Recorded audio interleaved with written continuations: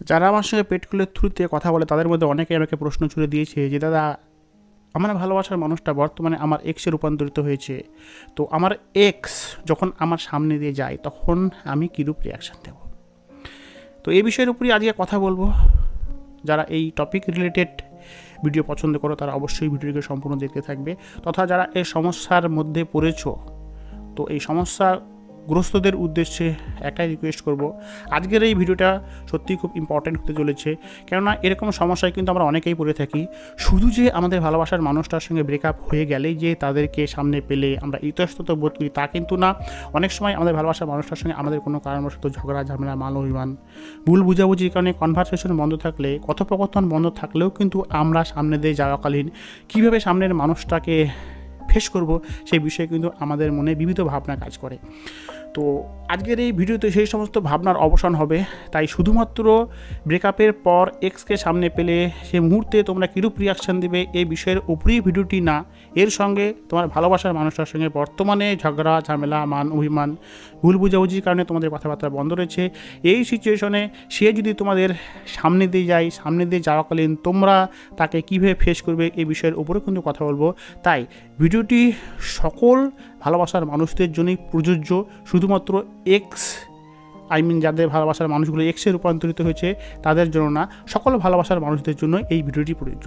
তাই সকলে মনোযোগ সহকারে ভিডিওটি দেখবে। এই ভিডিও দ্বারা তোমরা কিন্তু তোমাদের এমন একটা মূল্যবান সমস্যার সমাধান পেয়ে যাবে যে সমস্যায় অনেকেই পড়ে থাকি। ইভেন একটা সময় আমিও পড়েছিলাম, সেই সময় ইউটিউব এতটা পপুলার ছিল না, তাই আমি সেই সমস্যার সমাধান খুঁজে পেয়েছিলাম না, সেই সমস্যার উত্তর খুঁজে পেয়েছিলাম না। তাই আমিও সেই সমস্যাকে কত কষ্টে মোকাবেলা করেছি সে আমি জানি। বাট আজ তোমাদের জন্য আমি আছি, তোমাদেরকে আমি পরিচালিত করব। আমার পরিচালনায় পরিচালিত হয়ে তোমরা তোমাদের সমস্যার সমাধান পেয়ে যাবে, তথা কনফিডেন্সলি সেই সিচুয়েশনের সমাধান করতে পারবে, ফেস করতে পারবে। এই বিষয়ে এই অদনতা রাজ তোমাদেরকে আশ্বাস দিয়ে ভিডিওর সামনে পা বাড়াতে শুরু করলো। তো কথা হচ্ছে, যখন ব্রেকআপ হয়ে যায় আমাদের, ব্রেকআপ হওয়ার পরে কিন্তু আমরা আমাদের ভালোবাসার মানুষগুলোকে ফেরানোর জন্য সর্বদাই হাহাকার করি, কান্নাকাটি করি, খাওয়া দাওয়া ছেড়ে দিই, তাদের সামনে নিজেদেরকে ভিক্ষুকের ন্যায় প্রেজেন্ট করে এমনটা দেখায় যে আমরা তাদেরকে ছাড়া বাঁচবো না। তাদের মনের মাঝেও কিন্তু একটা দৃঢ় বিশ্বাস তৈরি হয়ে যায় যে তারা আমাদের লাইফ থেকে ছেড়ে চলে যাওয়ার পর আমাদের জীবনটা কতটা হতাশায় ভরে গিয়েছে। তারা কিন্তু আমাদের সেই হতাশাময় সিচুয়েশনে কখনো এতটুকু দুঃখজনক বিষয় দেখায় না বা সহানুভূতিও দেখায় না যে আমরা যে যন্ত্রণার সাগরে আজকে হাবুডুবু খাচ্ছি, এই যন্ত্রণার সাগরে হাবুডুবু খাওয়ার কারণ কিন্তু তারা কিন্তু এমন মনোভাব দেখায় না। অনুতাপ তো দূরের কথা, কখনো সহানুভূতিশীল মনোভাবও দেখায় না। বরং আমাদের এই হতাশিত বিষয়ের প্রতি তারা কিন্তু রীতিমতো মৃদু হাসি দিয়ে এটাই প্রমাণ করে যে তারা আমাদের লাইফে কতটা ইম্পর্টেন্ট রাখতো, যে আজ তারা যখন আমাদেরকে ছেড়ে চলে গেছে আমাদের জীবন নিঃস্বতায় ভরে গেছে, নিঃসঙ্গতায় ভরে গেছে। এরকম পরিস্থিতিতে আমরা কিন্তু সর্বদা সেই মানুষগুলোকে নিয়ে যখনই কোনো কিছু ভাবি তখনই কিন্তু আমাদের মনের ভিতরে একটা দুর্বলতা কাজ করে, একটা নেগেটিভিটি কাজ করে, যে সে মানুষটি আমাদেরকে এতটা ভালোবাসতো, তারপরেও যখন আমাদের সম্পর্কের মাঝে ব্রেকআপ হয়ে গেলো, আজ আমি তাকে ছাড়া কতটা কষ্টে রয়েছি, খাওয়া দাওয়া ছেড়ে দিয়েছি, মানুষের সঙ্গে মেলামেশা ছেড়ে দিয়েছি, অনেকে তো মৃত্যুর পথকেও বেছে নেয়।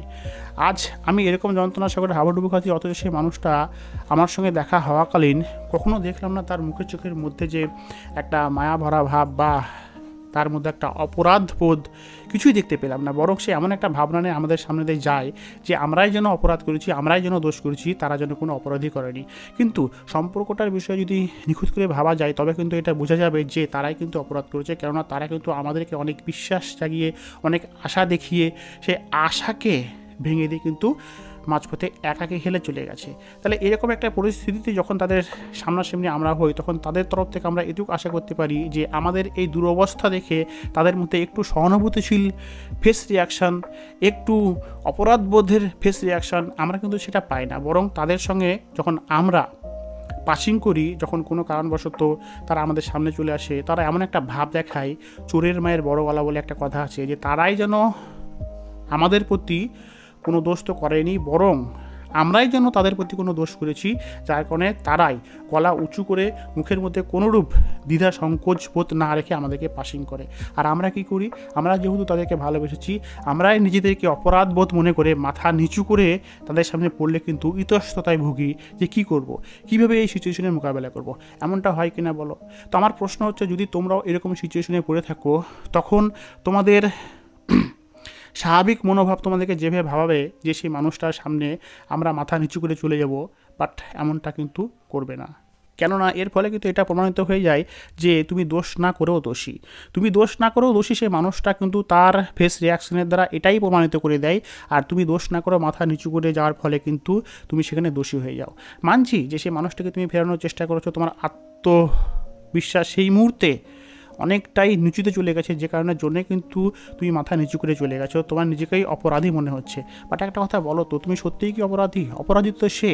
তো সে যদি অপরাধ করে থাকে, সেই মুহূর্তে তোমাকে যদি বলি তুমি চশমখোরের মতো চোখ মুখ উঁচু করে এমন একটা ভাব নিয়ে যাও যেন তুমি দোষ করনি সেই দোষ করেছে, সেই দোষ করনি তুমি দোষ করেছো, এরকম একটা ভাবনা যাও, এটা যদি আমি তোমাদেরকে বলি এটা অতিরিক্ত হয়ে যাবে এবং এটা পালন করা সম্ভব না। কেননা এটা আমাদের দ্বারা হবে না। আমরা যারা ভালোবাসি তারা আমরা এতটাই সামনেকার মানুষটিকে ভালোবেসে থাকি যে সামনেকার মানুষটির হাজার দোষের পরেও কিন্তু আমাদের মনে কখনো এমনটা আসেই না যে তারা ক্ষতিগ্রস্ত হোক বা তারা কোনো কারণে সমস্যায় পড়ুক, তাদের কোনো ক্ষতি হোক, আমার এমনটা কিন্তু চাই না।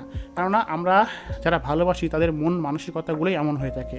তাই যখনই কোনো কারণবশত তোমার ভালোবাসার মানুষটি, তোমার এক্স তোমার সামনে পড়ে যাবে, ইন কেস সেই সময় তুমি এমন একটা মানসিকতা নিয়ে, এমন একটা ফেস রিয়াকশান নিয়ে তাকে পাসিং করবে যে অন্যান্য অপরিচিত মানুষগুলো যখন তোমার সামনে দিয়ে চলে যায় সেই সময় যেমন তোমার ফেস রিয়াকশান থাকে, তুমি একই ফেস রিয়াকশান রাখবে যখন সে মানুষটি হঠাৎই তোমার সামনে পড়ে যাবে।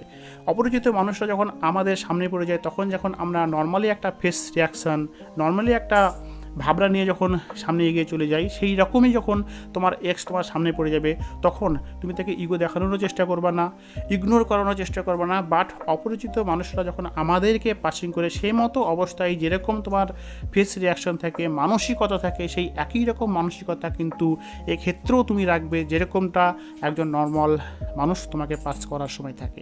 এর ফলে হবে কি, তোমার ফেস রিয়াকশনের মধ্যে ইগোইস্টিক মনোভাব ফুটে ওঠার চেষ্টা করবে না তুমি, তথা সে মানুষটি তোমার পাস করার ফলে তোমার মধ্যে যে একটা দুর্বলতা, মানে তুমি অপরাধ করেছো, তুমি দুর্বল হয়ে গেছো, কেননা সে মানুষটা তোমাকে ছেড়ে চলে যাওয়ার পর তুমি তাকে বারবার ফেরানোর চেষ্টা করেছো, হাতে পায়ে ধরেছো, যার ফলে তোমার আত্মবিশ্বাসে ঘাটতি ঘটেছে এবং তুমি নিজেকে অপরাধবোধ মনে করছো, অপরাধী মনে করছো, সেই ভাবনাটাও কিন্তু আসবে না। তুমি একটা কথা মাথায় রাখবে যে অপরিচিত কোনো একটা মানুষ, সাধারণ কোনো একটা মানুষ আমাদের সামনে দিয়ে পাস করলে যেমন ফেস রিয়াকশন দেখাতাম আমি, এই ক্ষেত্রেও একই রকম ফেস রিয়াকশন দেখাবো, এক্ষেত্রে একই রকম মানসিকতা নিয়ে আমি তাকে পাস করবো, যার ফলে তোমার ফেস রিয়াকশন তথা তোমার মেন্টালিটি কিন্তু একই রকমভাবে কাজ করবে। তোমার কিন্তু সেই স্থানটিতে বা সেই সিচুয়েশনে তাকে পাস করাটা কিন্তু খুব একটা কষ্টের বা কঠিন বিষয় হয়ে দাঁড়াবে না, যেটা এই ভিডিও দ্বারা তোমাদেরকে পরিচালিত করার আগে অবধি তোমরা ফেস করতে। তো আজকের পর থেকে আশা করি তা আর তোমাদেরকে ফেস করতে হবে না।